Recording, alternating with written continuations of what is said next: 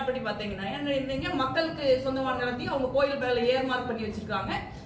ஏன்னா அந்த 67 ரயத்வாரி பட்டா கொடுக்கப்பட்டதுக்கு அப்புறம் அவங்க வந்து எந்த விதமான டாக்குமெண்ட்டையும் வந்து அது வந்து எடுத்திருக்கணும். ஆனா அப்படி எடுக்காம இருக்காங்க.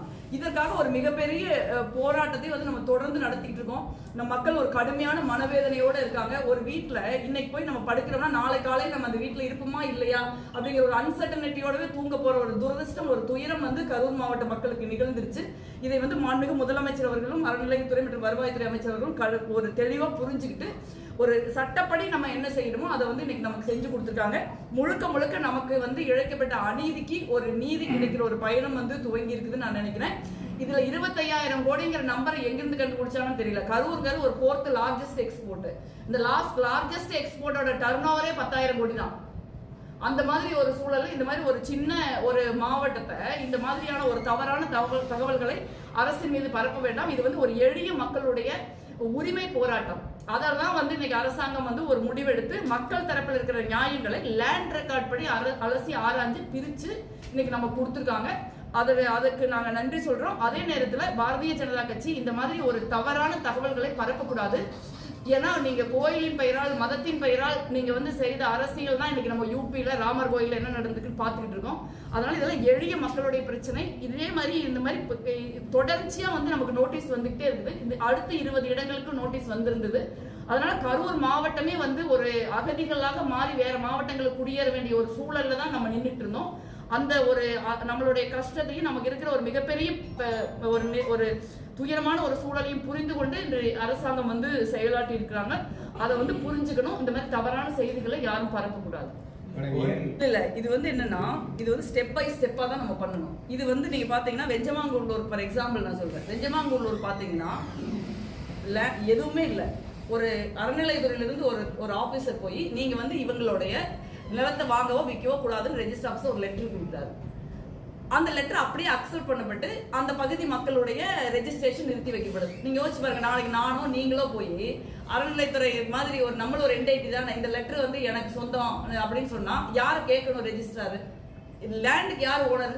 ரெவென்யூ டிபார்ட்மெண்ட், வருவாய்த்துறை தான் லேண்டுக்கு ஓனர். வருவாய்த்துறைக்கே தெரியாம வருவாய்த்துறையினுடைய அனுமதி இல்லாம இந்த மாதிரியான ஒரு தவறான ஒரு நடைமுறை வந்து கடைபிடிக்கப்பட்டிருக்கு. ஸோ முதல் கட்டமாக அந்த மாதிரி எந்த ரெக்கார்டுமே இதுக்கெல்லாம் ரெக்கார்டே கிடையாது. சும்மா ஒரு லெட்டர் இவங்களுடைய லேண்டை வந்து வாங்கவோ விற்கவோ செய்யக்கூடாது ரெஜிஸ்ட்ரேஷன்ல அப்படின்னு ஒரு லெட்டர்.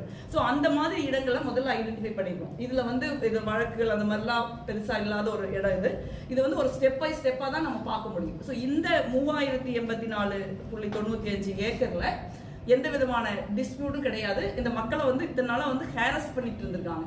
ஸோ அந்த ஹேரஸ்மெண்ட் இப்போ நிறுத்தப்பட்டு நீங்க வந்து அவங்களுக்கு ஒரு வாய்ப்பு, அவங்களுடைய உரிமை மீட்கப்பட்டிருக்கு.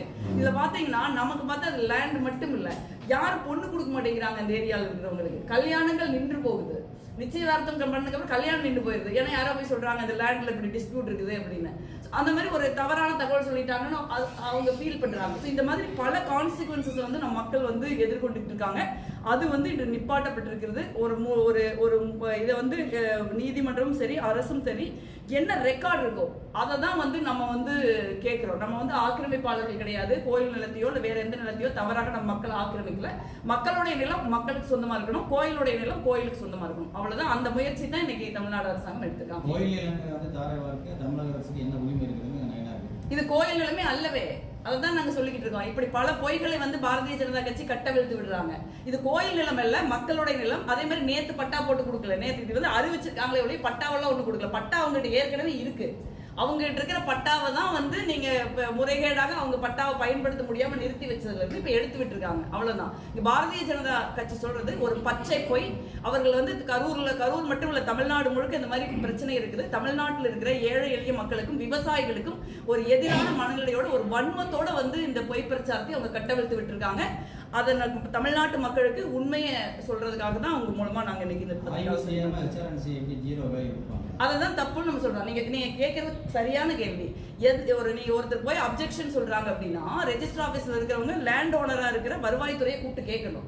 இந்த லேண்ட் யார் பேர்ல இருக்குது, இப்படி ஒரு லெட்டர் வந்திருக்குது, நாங்க இதை வந்து லெட்டர் அக்செப்ட் பண்ணலாம், அப்படி எதுவுமே கேட்காம ரெண்டு தனி மனிதர்களோ இல்ல 3-4 அரசு அதிகாரிகளோ சேர்ந்து இதை முடிவு பண்ணிருக்காங்க. ரெவென்யூ டிபார்ட்மெண்ட் இதுல எந்த சம்பந்தமும் கிடையாது. ஸோ அதை தான் நாங்க இப்போ வந்து குறிப்பிட்டு சொல்லி, இப்போ ரெவென்யூ டிபார்ட்மெண்ட் அவங்களுடைய 100 ஆண்டு கால லேண்ட் ரெக்கார்ட்ஸ் எடுத்து ஆராய்ஞ்சு இதனுடைய 3084.95 ஏக்கர்ல மக்கள் பேர்ல தான் பட்டா இருக்கு, மக்கள் பேர்ல வீடு இருக்கு, நிலம் இருக்கு, வீட்டுமனை பட்டா இருக்குது அப்படிங்கிற உறுதி செய்த பிறகு இதை வந்து அறிவிச்சிருக்காங்க. அறநிலைத்துறையில இந்த மாதிரி ரெக்கார்டுல இருக்குது இல்லைங்க உங்க பேரெல்லாம், அதை மாற்றுவதற்கு ஏதாவது ஏற்பாடு இருக்கா? இல்ல அறநிலை இப்ப ரெவென்யூ வந்து பிரிச்சு கொடுத்துட்டாங்கனாலே அறநிலையத்துறை அதை மாத்தித்தானே ஆகணும். இப்ப ரெவென்யூ தானே லேண்டுக்கு ஓனர். ஸோ அப்போ இதுல வந்து எந்த விதமான ஒரு ஊடுருவலோ ஒரு ஆக்கிரமிப்போ எதுவுமே கிடையாது. முறைப்படி வந்து 67ல ரைத்து இனாம் அபாலிஷன் ஆக்ட் வந்தப்ப, இனாம் நில ஒழிப்பு சட்டம் வந்தப்ப 67ல பட்டா போட்டு கொடுத்துட்டாங்க. எல்லாருக்கும் ரைத்துவாரி பட்டா எல்லார் கையிலும் இருக்கு. அதான் பாயிண்ட். இந்த குறிப்பிட்ட இடங்கள்ல இதுக்கு முன்னே இதுல வழக்கெல்லாம் ஒண்ணும் கிடையாது. பட் இருந்தாலும் ஒரு அநீதியா வந்து நீங்க வந்து ஒரு லெட்டர் கொடுத்து நிறுத்தி வச்சிருக்காங்க. இப்ப அந்த லெட்டர் நம்ம ரிவோக் பண்றோம், அவ்வளவுதான். இது ஒரு லெட்டர் ஒரு முறையற்ற முறையில் ஒரு கடிதம் கொடுக்கப்பட்டு அதன் மூலமாக இவங்களுக்கு வந்து ரெஜிஸ்ட்ரேஷன் நிறுத்தி வைக்கப்பட்டிருக்கு. இன்னைக்கு அந்த லெட்டர் நம்ம ரிவோக் பண்ணிருக்கோம், இவ்வளவுதான் மேட்டர். இதுக்கு போய் நீங்க இவ்வளவு பெரிய பொய் பிரச்சாரங்களை பாரதிய ஜனதா கட்சி கட்டவிழ்த்து விடுதுங்கிறது தமிழ்நாட்டு மக்கள் மீது அவங்களுக்கு எவ்வளவு வன்மம் இருக்குதுங்கிறது காட்டுது.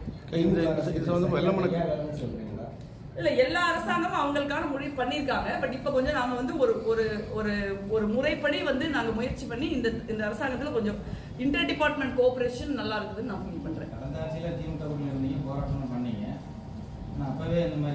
இல்ல அப்பவும் ஒரு ஜீவோ அவங்க போட்டாங்க. நம்ம அரசியல் கூட்டணி மாறிட்டோம்ங்கிறதுக்காக நம்ம சொல்ல முடியாது. கடைசி நேரத்துல தான் போட்டாங்க, ஒரு ஜீவோ போட்டாங்க. அந்த ஜீவோவும் சரியான ஜீவோ தான். அந்த ஜீவோவும் வந்து நீதிமன்றத்துல போய் சேலஞ்ச் பண்ணப்பட்டதுனால அன்னைக்கு அந்த ஜீவோ நிறுத்தி வைக்கப்பட்டது. அதனால வந்து என்னை பொறுத்த வரைக்கும் இது வந்து ஒரு அரசியல் பிரச்சனையா நான் பார்க்கல. எங்க கரூர்ல இருக்கிற மக்களுக்கு ஒரு தீர்வு கிடைக்கணும், நியாயம் கிடைக்கணுங்கிறதா எங்களோட நிலைப்பாடையுடைய. இதுல வந்து ஒரு அரசியல் பண்றதுக்கோ இல்ல அரசியல் விமர்சனங்களை வைக்கிறதுக்கோ நாங்க விரும்பல. இந்த அரசாங்கம் மிக நிச்சயமாக, குறிப்பாக அறநிலைத்துறை அமைச்சர், வருவாய்த்துறை அமைச்சர் 2 பேரும் ஒருங்கிணைஞ்சு ஒரு தீவிரமான ஒரு நிலைப்பாட்டை எடுத்துக்காங்க. முதலமைச்சர் அவர்களுடைய ஆதரவு வந்து அதுக்கு இருக்கு. இந்த ஜீவோக்கு மட்டும் எப்படி தடை வராதுன்னு? இது ஜீவோ இல்ல, அதான் நீங்க புரிஞ்சுக்கணும். இது ஜீவோ கிடையாது. இது வந்து ஒரு லெட்டர் கொடுத்துருக்காங்க, அந்த லெட்டர் ரிவோக் பண்ணிருக்கு. அந்த லெட்டர் வந்து வருவாய்த்துறையுடைய அனுமதி இல்லாம ரெஜிஸ்ட்ரேஷன் ஃப்ரீஸ் ஆயிடுது. இப்ப வருவாய்த்துறை வந்து அந்த லெட்டர் ரிவோக் பண்றாங்க, அவங்களுக்கு அதிகாரம் இருக்குல்ல, அதை ரிவோக் பண்றாங்க, அவ்வளவுதான். இதைத்தான் வந்து பாரதிய ஜனதா கட்சி இவ்வளவு பெரிய பொய்யை ஜோடிச்சு ஒரு பெரிய பூதாகரமான பிரச்சனையா தமிழ்நாட்டுல மாத்த முயற்சி பண்றாங்க.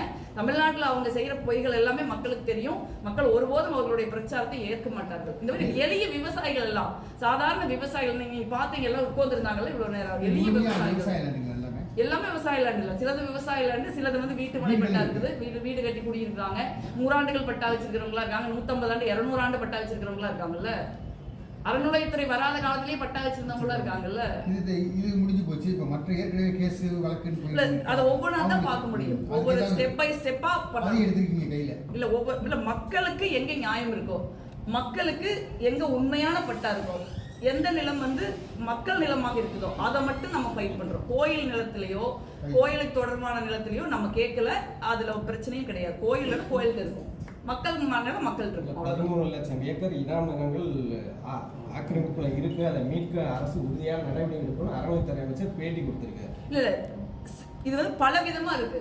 நீங்க சில பக்கம் வந்து 200 ஏக்கர் 300 ஏக்கர் வந்து யாராவது ஆக்கிரமிப்பு பண்ணி வச்சிருந்திருக்கலாம், நீண்ட கால லீஸ் கூட்டிருந்திருப்பாங்க, அந்த லீஸ் எக்ஸ்டெண்ட் ஆயிருக்கும். ஸோ அந்த மாதிரி கோயில் நிலத்தை உண்மையிலேயே யாராவது ஆக்கிரமிப்பு பண்ணியிருக்காங்க, 100 ஏக்கர் வச்சிருக்காங்க, 200 ஏக்கர் வச்சிருக்காங்க, அதெல்லாம் அவங்க வச்சிருக்காங்க, அவங்ககிட்ட பட்டா இல்ல, அது கோயில் நிலம்னா அது அவங்க எடுக்கிறதுக்கு அறநிலையத்துறை உரிமை இருக்குல்ல. அறநிலையத்துறை சொத்தை அறநிலையத்துறை எடுத்துக்கலாம், மக்களுடைய சொத்து மக்கள் கொடுக்கணும், அவ்வளவுதான் எங்களுடைய.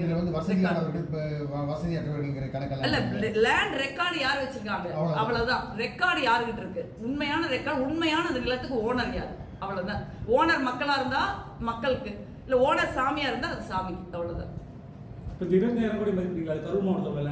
அப்படிதான் சொல்றாங்க. அவ்வளவு பொய்யின்னு பாருங்க.